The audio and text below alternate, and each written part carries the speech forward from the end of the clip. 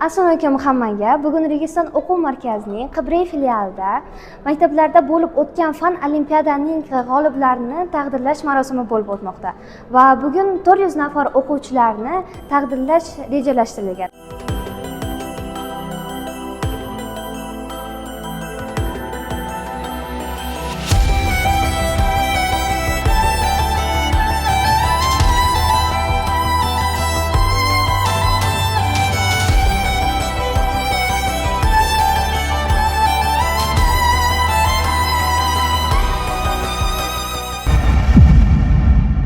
Ilmdan o'zga najot yo'q.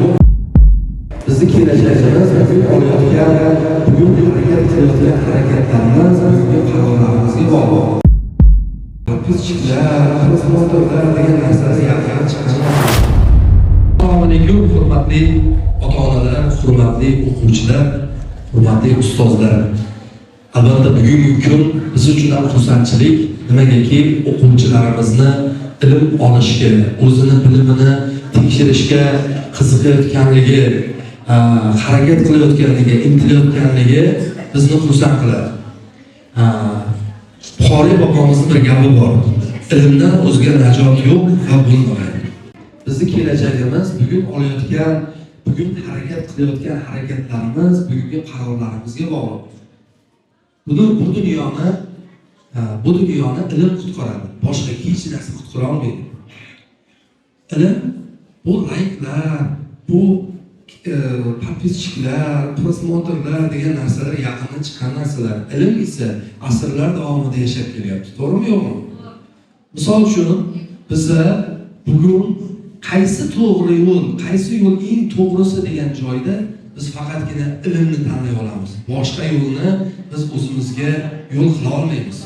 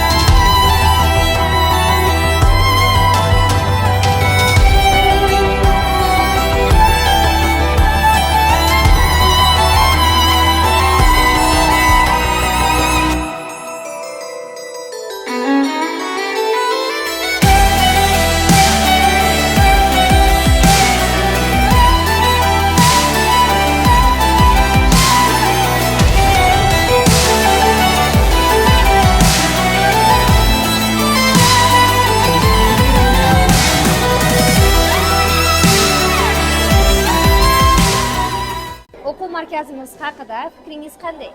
Menga o'quv markazi juda yoqdi. Hammasi juda chiroyli bo'lib o'tdi. Bolam ballardan ham qoniqdim. Natijalar siz kutgandek bo'ldimi? Ha, albatta natijalar yaxshi. Xudo xolasa keyin safar bundan ham yaxshi natijalarga erishishga umid qilaman. O'quv markazimiz haqida fikringiz qanday? O'quv markaziga juda ham yoqdi. Yosh anaqalarga imkon berishdi. Masalan, qiziqish uyg'ondi ularga o'qishga, masalan, harakat qilsa, o'qisa, masalan, yutuqlarga erishishga. Bizga ham anaqa bo'ldi, motivatsiya bo'ldi. Bizlarni taqdirlashdi, rahmatnomalar berib, mana shunga ham ota-onalarga ham o'quvchilarga bu bir imkon bo'ldi-da, qiziqishga, o'qishga bo'lgan qiziqish ham oshdi deb o'ylayman. Rahmat. O'quv markazimiz haqida fikringiz qanday? Avvalambor bu o'quv markazini ochilganidan, bizni mahallamiz ochilganidan juda ham xursandmiz. Hali bu o'quv markazida o'qib ko'rmadik, lekin inshaalloh qizimiz mana 100% grant yutib oldilar. O'qib ko'rib sifatiga baho beramiz. Lekin olimpiadani shunchalik yuksak mahoratda o'tkazishdi, buning uchun tashkilotchilarga katta rahmat deymiz. Shunga o'xshash olimpiadalar ko'p tashkil etilishi kerakmi? albatta bola bu olimpiadalarda o'zini bilimini sinaydi, raqobatni his qiladi va tengdoshlari bilan bellashib yanada o'zini ustida ishlashga harakat qiladi. Va natijalar siz kutgandek bo'ldimi? Albatta biz har doim farzandlarimizga ishonganmiz. Ularning mehnati yuksak qadrlanishini, natijalar yuzaga chiqishini albatta biz kutganmiz. Lekin boshqa bolalarning ham bilimlari yuqori ekanligiga ishonamiz.